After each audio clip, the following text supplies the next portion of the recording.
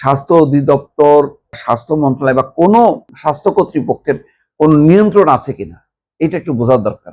আপনি একটা পলিসি দিয়ে ছেড়ে দিলেন, কিন্তু সেই পলিসি অনুযায়ী চললো না যে আপনি যে সতর্ক করতেছেন না, আপনি যে নোটিশ দিচ্ছেন না, তাহলে এই দায় আপনাকেও নিতে হবে।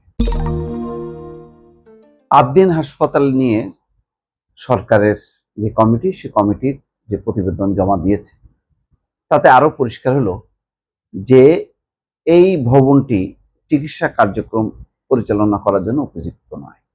যা চিত্র দেখা গেছে, বাচ্চাদের সেই যেখানে মারা গেছে সেই চিত্রটা, সেটা একেবারেই বোঝা গেল যে এমন বদ্ধ, এসি বন্ধ থাকার কারণে দম বন্ধ হয়ে মানে তারা নিঃশ্বাস নিতে পারেনি, এত একটা বদ্ধ ঘরের মধ্যে। এইটা তার মানে অনেক দিন থেকে এরকম একটা পরিস্থিতি চলছিল। এখন আমাদের হাসপাতাল মানে হাতে গোনা কয়েকটা প্রাইভেট হসপিটাল ছাড়া স্কয়ার, পপুলার, ল্যাবএইড, তো এই সমস্তগুলো তো ব্যয়বহুল, মানুষের সম্ভব না। সাধারণ মানুষের জন্য কিছু প্রাইভেট ক্লিনিক, হাসপাতাল গড়ে উঠেছে। এখন সেইগুলো গরিব মানুষের বলে তার ভয়াবহ অবস্থা।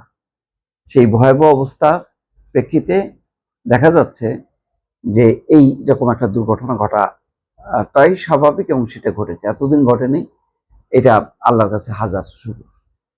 কিন্তু এই 6টা শিশু জীবন দিয়ে দেখা দিল যে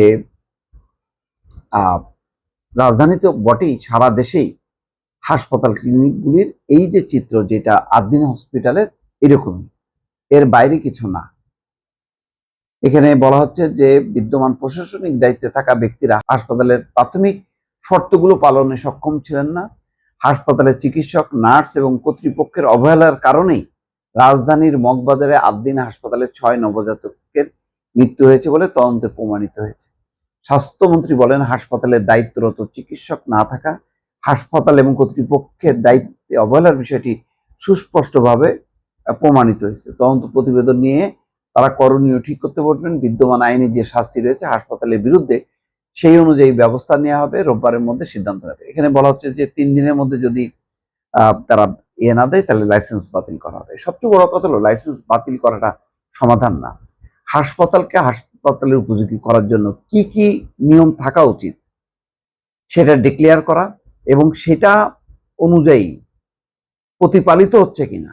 এখানে মন্ত্রণালয় কিন্তু তারা মনিটরিং করবে। তারা তো, তাদের নিজেদের কোনো হাসপাতাল নেই, তারা সরকারি বেসরকারি সকল হাসপাতালের উপর মনিটরিং করার জন্য তাদের কর্তৃপক্ষ আছে।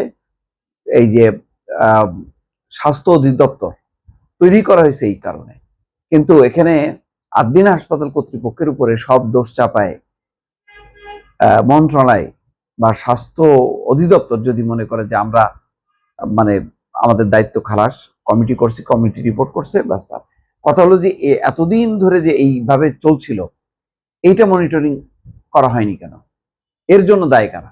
এর জন্য দায় কি শুধু আদ্দিন হাসপাতাল? আদ্দিন হাসপাতাল যেহেতু তারা মূল দায়ী, কিন্তু মনিটরিং না করার জন্য এবং স্বাস্থ্যবিধি অনুযায়ী যে পরিচালিত হচ্ছে না বাংলাদেশের হাসপাতাল এবং ক্লিনিকগুলো, সেইগুলোর কারা দায়?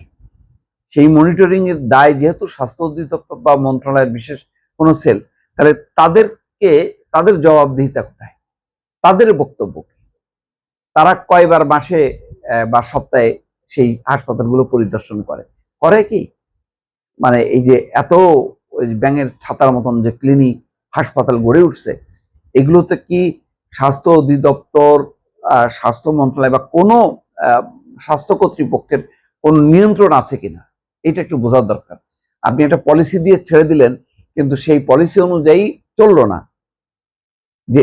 না যে আপনি যে সতর্ক করতেছেন না, আপনি যে নোটিশ দিচ্ছেন না, তাহলে এই দায় আপনাকেও নিতে হবে।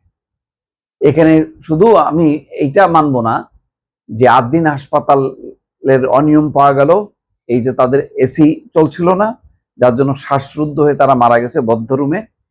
তো এটাই আমার মনে হয় যে একমাত্র যে তারা খুব বিশাল একটা কাজ করে ফেললো আমি মনে করি না।